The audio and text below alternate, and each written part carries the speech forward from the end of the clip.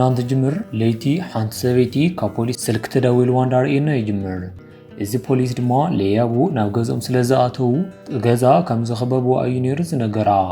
ነዚ ሰሚዓ ዝደንገፅ ሰበይቲ ድማ ናብ ጓላ ንምኻድ ትውስን። ጓላ ድማ ኣብ ካሊእ ክፍሊ እያ ደቂሳ ዘላ። ካብኡ ድማ እዚ ፖሊስ ነዚ ትገብሮ ዘላ ናብ ሓደጋ ከም ዘእትዋ ብምዝራብ ካብ ክፍላ ንከይትወፅእ ይነግራ። ወሲኹ ድማ ነቲ በሪ ንክትዓጾ ነጊርዋ ስለ ዝነበረ እንዳጎየት ብምኻድ ነቲ በሪ ብጠረጴዛ ከይተረፈ ተዓጽዮ። እንተኾነ ግን ሃንደበት ጓላ ሓደጋ ከም ዝበፅሓ እንትነግርዋ በዚ ደንጊፃ ስልካ ትደርብያ እሞ ካብ ገዛ ትወፅእ። እንተኾነ ግን ስልካ ኣብ ዝወደቐትሉ ሰዓት እቲ ዝደወለ ፖሊስ ፕራንክ ከም ዝኾነ መንጋሩ ዘይምስማዓ እዩ። ካብኡ ድማ ምርኢትና ካልኦት መናእሰይ ቆልዑ የርእየና። እዚኦም ድማ ናብ ዝተፈላለዩ ስልኪ እናደወሉ ፕራንክ ዝገብሩ ዘለው እዚኣቶም እዮም። ዝደውሉ ድማ ናብ ደስ ዝበሎም ሰብ ስለ ዝነበረ ደስ ዝበሎም መፍርሒ ነገር ብምንጋርን ብምጭናቕን ዘርእይዎ ሪኣክሽን ድማ ቪድዮ እንዳቀረፁ ኣብ ኢንተርኔት ይዝርግሑ። ካብኡ ድማ ካብዞም ፕራንክ ዝገብሩ ሰባት ማእኸል ነቲ ሓደ ንሪኦ። ሽሙ ድማ ሳምንት በሃል ኣብ ገዙ ንብሕቱ እዩ ዘሎ። ኣብ ሰዓት ኣፍቃሪቱ ንምርካብ ተፈተነ እኳ ግን ጽቡቕ ስምዒት ኣይነበሮን። ካብኡ ድማ ሳም ከም ዘይተፈለጠት ሓንቲ ንእሽተይ ቆልዓ ፍሬንድ ሪኮስት ትልእኸሉ እሞ ንሱ ግን ኣይቕበልን ይብላ። ኣብ ሰዓት ድማ ዝኾነ ሰብ ተሓቢኡ ናብ ገዙ ይኣቱ እሞ ይደንግጾ። እዚ ዓርኩ ድማ ናብ ብዙሕ ፀገም ዘእትዎ ዘሎ ብሬድ እዩ። ናይ ሳም ቤተሰብ ንክዘናግዑ መገሻ ከይዶም ስለ ዝነበሩ ሳምን ብሬዲን ኣብ ናይ ሳም ገዛ ጽቡቕ ግዜ ክሕልፉ ይጅምሩ። ካብኡ ድማ ማእኸል ናብ ሰባት ምድዋል ሓደ እዩ ነይሩ። ኣብ ናይ መጀመርያ ፕራንኮም ድማ ብሬድ ናብ ናይ ሳም ጎረቤት ፒዛ ምልኣኽ እዩ ነይሩ ሓሳቡ። ካብኡ ድማ ናብዚ እንዳ ፒዛ ብዝደወለሉ ሰዓት ግን እታ ዘለዓለቶ ናይ ሳም ዓርኩ ፔይተን እያ ነይራ።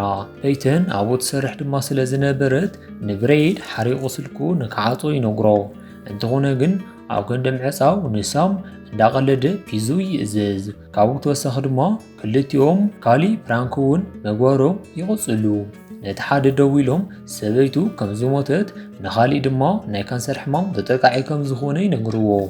እንተኾነ ግን ኣብ ሰዓት ካብ ሓደ ዘይተፈለጠ ሰብ ስልኪ ይድወለሎም እሞ ጽቡቕ ግዜ ድማ የሕልፉ ተሃልዮም ይሓቶም። ብሬድ ድማ እወ ይብሎ። እቲ ሰባይ ግን ብናይ ካልኦት ሰባት ውርደትን ፍርሕን ከቢድ ዋጋ ከም ዘኽፍሎም ይነግሮም። ወሲኹ ድማ ጽቡቕ ትምህርቲ ከም ዘምህሮም ይነግሮም እሞ ንሳቶም ግን እዚ ሓቂ ስለ ዘይመስሎም ነዚ ስልኪ ዓፂዎ።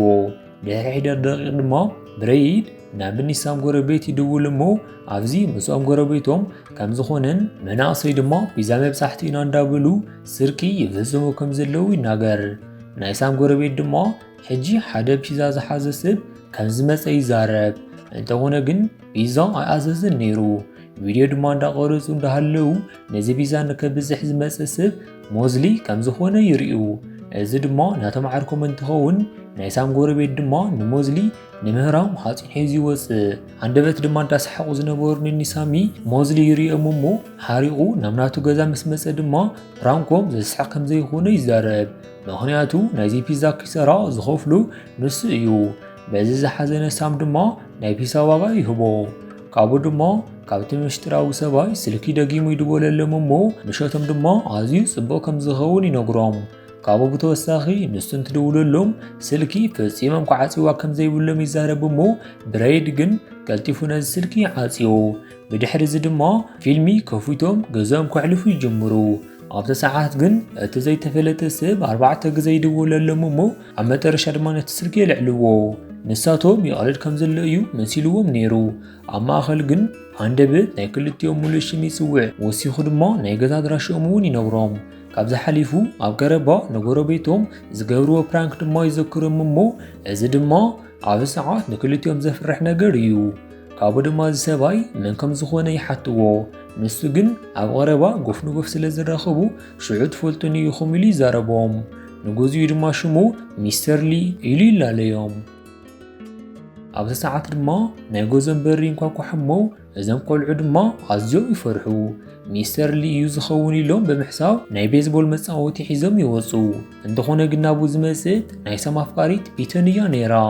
ዝመፀትሉ ድማ ፒዛ ንምብፃሕ እዩ።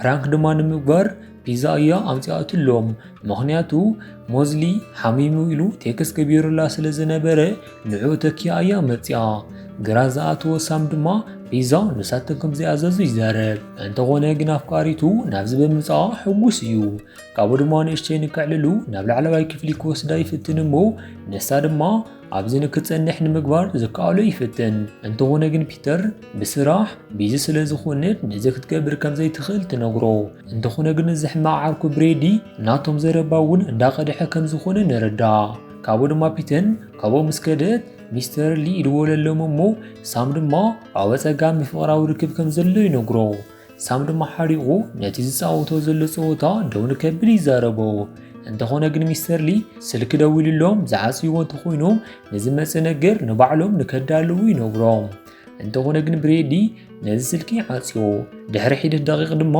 ብሬዲ ናብ ስልኩ ሓደ መልእኽቲ ይበፅሑ ቴክስ ዝገበረሎም ድማ ሚስተር ሊ እንትኸውን ኣብ ቀፃሊ እንትድውለሎም ነጋይ ዓፅይዎ እዩ ፅሒፉ ካብኡ ድማ እዞም ቆልዑ ነዚ ዝገብር ዘሎ ዓርኮም ሞዝሊ ክኸውን ከም ዝኽእል ክትርጥሩ ይገብሮም ምክንያቱ ናይ ክልቲኦም ኣድራሻ ኮነ ስልኮም ካብኡ ብተወሳኺ ኣብ ቀረባ ኣብ ጎረቤቶም ዝገበርዎ ነገር ዝፈልጥ ንሱ እዩ እንተኾነ ግን ኣብቲ ሰዓት ብሬዲ ክልተ ኣብ ወንበር ዝተኣስሩ ሰባት ብለር ዝተገበረ ፎቶ ኢሉ ከሎም ብኻሊእ ገጽ ናይ ገዛ ስልኪ እንትፅውዕ ድማ ሳም ከይዱ የልዕሎ እዚ ሰብ ድማ ሞዝሊ ከም ዘይኮነ ይዛረብ እዚ ማለት ድማ ሙሉእ ዘረብዎም እንዳሰምዐ ነይሩ ማለት እዩ ብሬዲ ደጊሙ ካሊእ ፎቶ ኢሉ ከሉ ካብኡ ድማ ብሬዲ ደጊሙ ካሊእ ፎቶ ኢሉ ከሉ እቲ ዝተላኸሉ ፎቶ ድማ ብዘደንግፅ መልክዑ ኣቡኡን ኣዲኡን እዮም ነይሮም ኣብ ሰዓት ኣብ ወንበር ተኣሲሮም ዝረኣየ ንሚስተር ሊ ሓሪቑ ክፀርፎ ይጅምር እንተኾነ ግን ሚስተር ሊ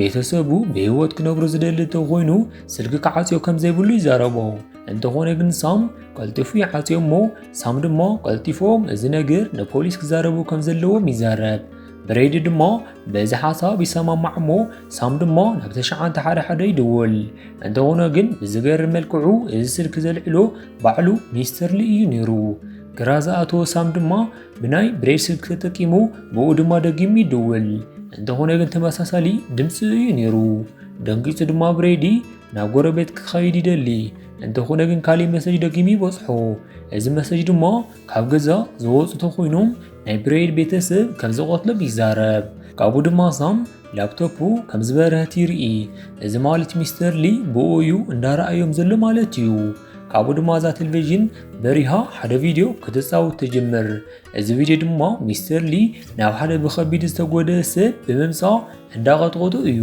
እዚ ቆልዓ ድማ ከምኦም ፕራንክ ዝሰርሕ ቆልዓ እዩ ካብኡ ድማ ሚስተር ሊ ናብ ገፁ ፌስታል ብምእታው ተዓፊኑ ንክመውት እንትገብሮ ይርኢ እሞ ሚስተር ሊ ድማ እዚ ንሎማዓንቲ ምሽት መማወቂ ከም ዝኾነ ይነግሮም ካብኡ ድማ ናይ ዝገዛ መብራህቲ ይጠፍእ ሓደ ድምፂ ድማ ክሰምዑ ይጅምሩ ሳም ድማ ሕጂ ናይ ቪድዮ መልእኽቲ ይበፅሖ ኣብዚ ቪድዮ ድማ ዝተዓገተ ሙዝሊ እዩ ካብ ሓደ ክፍሊ ድማ ድምፂ ይሰምዕ እሞ ኣብዚ ክፍሊ እዩ ዝህሉ ኢሉ ድማ ብምግማት ሳም ናብቲ ላዕለዋይ ክፍሊ እንዳጎየ ይኸይድ እሞ ሚስተር ሊ ድማ ሕጂ ንብሕቱ ንብሬድ ክዕልሎ ይጅምር ሕጂ ንቤተሰቡ ክሰዶም ከም ዝኽእል እንተኾነ ግን ኣብ ክንዱ ሓደ ነገር ክገብር ከም ዘለዎ ንብሬድ ይነግሮ ብኻሊእ ገጽ ድማ ሳም ንሞዝሊ ኣብዚ ክላስ ይደልዮ እንተኾነ ግን እዚ ድምፂ ዝመጽእ ዘሎ ብናይ ሙዚቃ መጻወቲ እዩ ነይሩ ካብኡ ድማ ጎዩ ናብ ታሕታይ ክፍሊ ኣብ ዝኸደሉ ሰዓት ንሞዝሊ ረኽቦ ሞዝሊ ክሳዱ ብገመድ ተታሒዙ ገጹ ድማ ፕላስቲክ ተዓፊኑ እዩ ዘሎ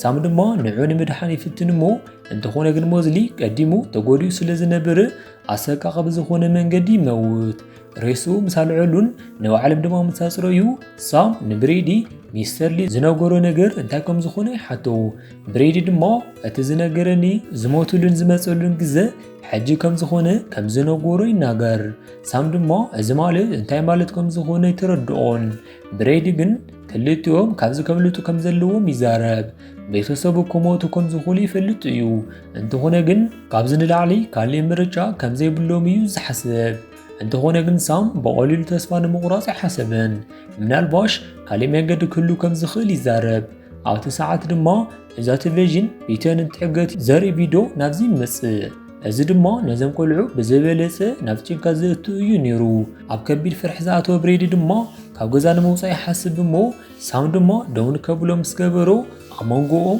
كبير بأسي اللعال سام دما نبريدي أنت سحبو عندبت عنصي توديقو روسي هرمو كابو دما ذات بليجين دقيما نايبيتن كالي تاريئنا مو أفزقن بيتن بخبي تهاريما نريئا أب كبير كنو تازلو سام نعاني مدحان زقال نجر كم زقبري زارب أبس عد ما ميسترلي حدا حسابي مسألو نسو دما نعانو كسداتو خوينو سام نبريدي زغطلتو خوينو كم زخوني نقرو كابو دما ميسترلي نبريدون كمزي تماسسا لمبرجا كم زهابون جن دما كابيت سبو نعاركو كم زمرزي نقرو ازي دما نسام ناب كبير نجر زقتو ينيرو كابو دما نبريدي المقطع حسب انتونا جن عمتر شابريدي كاب غزان كيوص بمبال نابعصيتي أسرو مو إذا معرختي سلين مسا يزقبرو ونقر انتشنقو عندبت مبراحتي تفق عفز المات دما حدث نرئي انتونا جن سامن بريدن جن يرأيون كابو دما ذات البيجين حانتو كلعا كتري انا تجمر من الباش إذا والعا دما نايميسترلي قوالو كتخوض تخيليا انتونا جن سام كالتفي ذكرى مهنياتو على السوشيال ميديا عرفت نكون زي بالحدو اللي أخاتو لنا رأيها نبنات أكاونت أتيو دمان تري ميسترلي عامت مودو يسألهم كم زنابرة يردا كابو توساخي هذا فيديو يرئي نفس دما بيتن فيديو سري يبل بريدي نزي فيديو نكي خفتو ينقرو انتو خونا قن سام نزي فيديو كفتو بزيد انكس ملكو عقن ازي فيديو بريد مس بيتن انتو دوكو سوزاري فيديو ينيرو ازي مالت دما مسعاركو تبعلق نيرا مالتيو كاب كل زقرم دما بيتان زي فلتت بريدي نزي فيديو انداقا دحا كم زنبر ايو سام حريقو دما نعاركو تارمو مبراهت تمسي كابو دما حجي دقيمو ناي بريدي بيتسب فيديو يمسي عوز ساعات دما استوعيلو من تريو مسناتهم ساعات كلتا ساعات كم الزنقع يريقو كابو دما زي ازداقا دحا فيديو يزخون ببال مجمريا نا افكاري توبيتن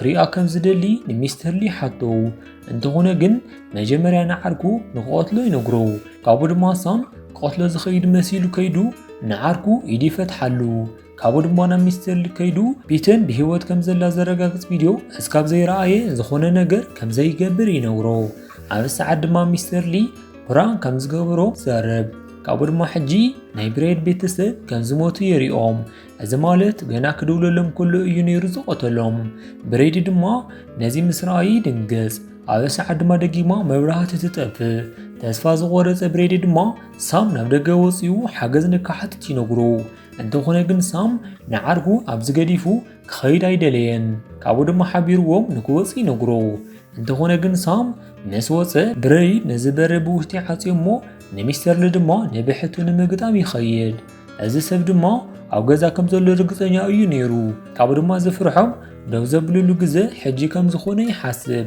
أو دقا دما سام أو قدمي دوي لازنبر تحت مكنا يرئي كاسن داويل دما نابان مسراي كخيد يجمر أبو مسبسح دما ميسترلي نعام زكاتاتلهم لابتوب يرخبا بتوسخي كل نجر دما قديم استدالو النجر كم زنبر يردا كاب كل زقرب دما تأثير زنبرت بيتن أو زان مكنا يرخبا بخالي جز بريد بخالي بري وصه بزدن جز ملكو عقن عم مساوت كلعو نايموزلي آكالي رخبو كابو دما ميسترلي بدحريت كوينو انتريو سام دما ناي بريد دمسي سمعمو نابو يخيد نبيتر جن قابز الحيقا نكتخيدن نبوليس نكترولن نجيروا ايو ولا كواسل ما تغوني جن دما نابحير كلاس انداتو ناي بريد مهلاو يساري كابو دما ماخل عندبت بستخبت دمسي دنجز انت خونا جن سام يسمع دما قاب دحري زمس زنبر نابيتن دمسي ينيرو على ساعة دما ميسرلي نابو يمزمو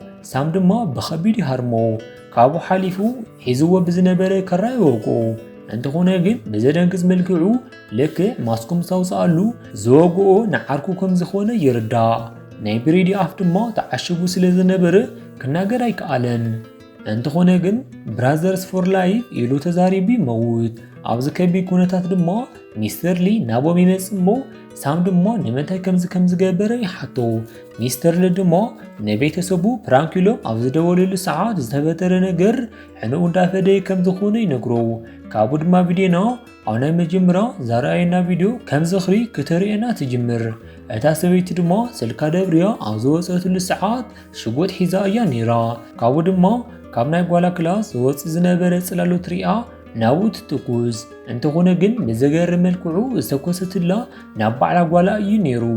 ብድሕሪኡ እዛ ሰበይቲ ብጣዕሳ ምኽንያት ንባዕላ ጥፊኣ እያ።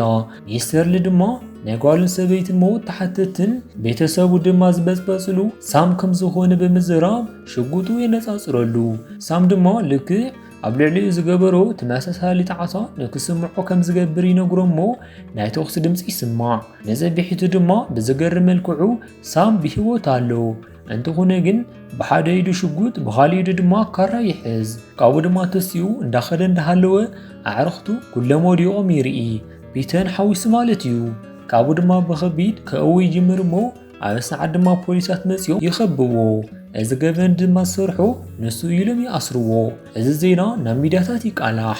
ፖሊሳት ድማ ዝገመቱ ሳም ናይ ኣፍቃሪቱን ብሬይድን ቪድዮ ምስ ረኣየ ንክልቲኦም ከም ዝቐተሎም እንዳገመቱ እንዳረኣና ፊልም ናብዚ ትውዳእ። እስካብ ሕጂ ንዝተኸታተልኩም እንዳመስገንኩ ኣነ ብዝክፍለየኩም ሳብስክራይብ ምግባር ኣይትረስዑ ኢኹም።